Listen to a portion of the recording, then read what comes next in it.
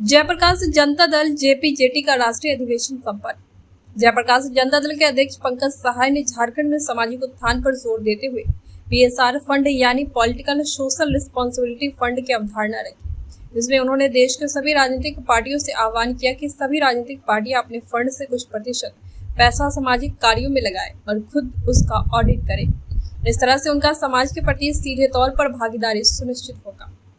सहाय झारखंड विधानसभा सभागार में जयप्रकाश जनता दल के राष्ट्रीय अधिवेशन व सम्मान समारोह को संबोधित कर रहे थे। इससे पहले बिरसा मुंडा एयरपोर्ट पर पार्टी के अध्यक्ष पंकज सहाय का पार्टी के प्रदेश अध्यक्ष अनिल मिश्रा, पार्टी के पदाधिकारियों और कार्यकर्ताओं ने स्वागत किया। साथ ही एयरपोर्ट से पुराना विधानसभा तक रैली निकाली गई। इस समारोह में देश के सभी राज्यों के पार्टी पदाधिकारियों और कार्यकर्ताओं ने भाग लिया और मंच पर अपने विचार प्रकट किए। पंकज सहाय ने पार्टी के सिद्धांतों, नीतियों और जनता की सेवा के प्रति पार्टी की प्रतिबद्धता को दोहराते हुए एक नई पहल की मांग की। अधिवेशन में बड़ी संख्या में पार्टी के कार्यकर्ता, समर्थक और गणमान्य नागरिक उपस्थित रहे। पंकज सहाय ने अपने संबोधन में कहा कि राजनीति का मूल उद्देश्य जनता की सेवा है और इसके लिए हर नेता और कार्यकर्ता को सेवा के भाव से कार्य करना चाहिए। उन्होंने कहा कि वर्तमान समय में जब समाज विभिन्न चुनौतियों से गुजर रहा है, तब राजनीतिक सेवा को और अधिक प्रभावशाली बनाने की आवश्यकता है। उन्होंने जोर देते हुए कहा कि पीएसआर फंड की स्थापना से पार्टी न केवल अपने प्रत्याशियों को अपने एरिया के लोगों के प्रति जवाबदेह बनाएगी, बल्कि यह फंड समाज के उन वर्गों के लिए भी राहत का माध्यम बनेगा जो वास्तव में जरूरतमंद है। रुगड़ा शब्द जानते हैं ना? रुगड़ा बनाने में झारखंड के महिलाएं आगे हैं, किसी को बनाने नहीं आता है। आज पैकेज फूड में एक बर्गर पिज्जा में सब्जी डाल के ब्रेड काट के मैकडोनल्ड्स जो है कहां से कहां पहुंच गया। लेकिन आपके हाथ की कला का बना हुआ सब्जी, आपके हाथ का बना हुआ कला का जो भी फूड आइटम है, जो भी आपका हैंडीक्राफ्ट का कोई आइटम ऐसा हो जो बांस से बनाते हो, जंगली चीजों से बनाते हो, उसकी बाजार क्यों नहीं है?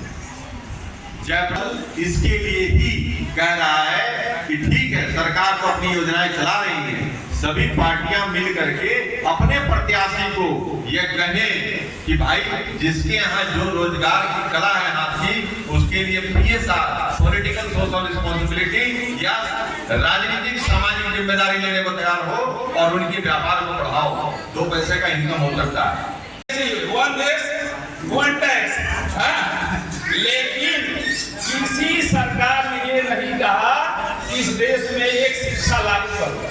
हमारे 5 से 7 बोर्ड है पूरे भारत में, जो कि अलग अलग राज्य कुछ और पढ़ा रहा है, केंद्र कुछ और पढ़ा रहा है। किताबें इतने महंगे हैं कि गरीब के बच्चे नहीं पढ़ सकते। हर बार जो है लाखों रुपया, करोड़ों रुपया की किताब हम फेंक देते हैं। गलत बोल रहे हैं? करोड़ों रुपया का जो है किताब हम फेंक देते हैं। एक 12,000, 14,000, 35,000 के बीच में बिचौलिया और छोटे परिवार सिमट जाते हैं, इससे ज्यादा किसी का महीना नहीं। लेकिन स्कूल में पढ़ाने में सब लोग लाचार हैं। सबसे महत्वपूर्ण समस्या है तो एक प्राइवेट स्कूल है, सरकारी स्कूलें हैं, लेकिन जब सबके जो है अगर सारे लड़कों के किताब एक जैसे हो जाए, एक शिक्षा हो जाए, तो हमारे बच्चे जो है बहुत सहूलियत से पढ़ सकते हैं। लेकिन सरकारें क्या कर रही है कि एक तरफ दारू बांट रही है, एक तरफ गेहूं बांट रही है, तो गेहूं बेच के दारू पी जा रहे हैं। मैं जयप्रकाश जनता दल जो हमारी पार्टी है, विचारवान पार्टी है। हम जेपी के विचारों को लेकर चल रहे हैं, समाजवाद को स्थापित करेंगे, जेपी के समाजवाद को स्थापित करेंगे।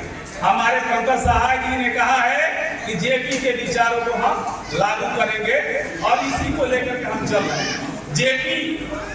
जेपी को सारे पार्टियों ने भुला दिया। कई एक नेता जो है, नेताजी बोले, न्यूज़ 24 के पत्रकार आए और हमसे पूछे, ये बताइए कि आप बीजेपी और कांग्रेस के आगे कहाँ टिकते हैं? इतनी बड़ी बड़ी पार्टियां हैं, आप कहाँ टिकते हैं? लेकिन पत्रकार महोदय, आपने जो बात बोला है कि बीजेपी और कांग्रेस के आगे जयप्रकाश जनता दल कहाँ टिकता है, तो ये आपके सवाल नहीं जवाब छुपा हुआ है कि बीजेपी जयप्रकाश जनता दल के अंदर में आप बीजेपी कांग्रेस देख रहे हैं। अभी तो हम निकले भी नहीं है ठीक से, लेकिन आप हमारे अंदर बीजेपी और कांग्रेस से भी बड़ा चीज देख रहे हैं, क्योंकि हमारे साथ कौन है? जेपी है। और हमारे साथ एक विद्वान हमारे राष्ट्रीय अध्यक्ष हैं और जयप्रकाश जनता दल को लेकर चल रहे हैं, श्री पंकज साहब।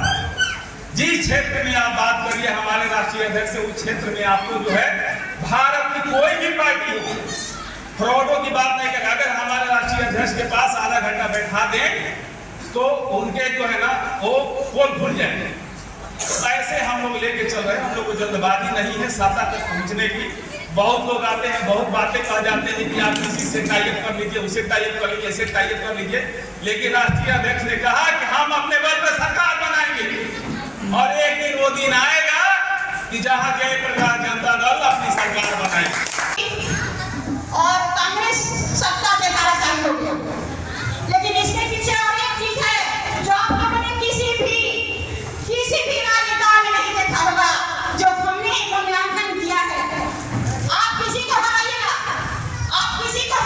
मान लीजिए छोटी सी लड़ाई में भी अगर आप किसी को ताकत झोंक के कराते हैं, वो हार जाता है, तो वहाँ आप लोग खुशी का प्रदर्शन करते हैं, ढोल बाजा बजाते हैं, आनंदित होते हैं और आपको ये अच्छा लगता है कि हम यहाँ पर जीत रहे हैं, हमारी जीत हो गई। लेकिन आप लोगों से बता देना चाहेंगे, शायद बहुत से लोग इस बात पर ध्यान नहीं दिए होंगे। जब इंदिरा गांधी सत्ता से वंचित हुई थी तो हमारे लोकनायक जयप्रकाश जी बहुत लोग थे, खिठक के लोग थे। हम नमन करते हैं उस मंच से, झारखंड प्रदेश की धरती से उस महानायक को हम नमन करते हैं कि वैसे लोगों का जन्म अगर धरती पर होगा तो हमारे हिंदुस्तान का उद्धार हो जाएगा। संस्कृति है, उसको पहचानना इतना मुश्किल नहीं है। अगर आप दिल्ली तक यहाँ के लोगों से मिलेगा तो सबसे बड़ा मुद्दा है इंडस्ट्रियल एरिया होने से यहाँ के लोगों को शिक्षा का अभाव नहीं होना चाहिए।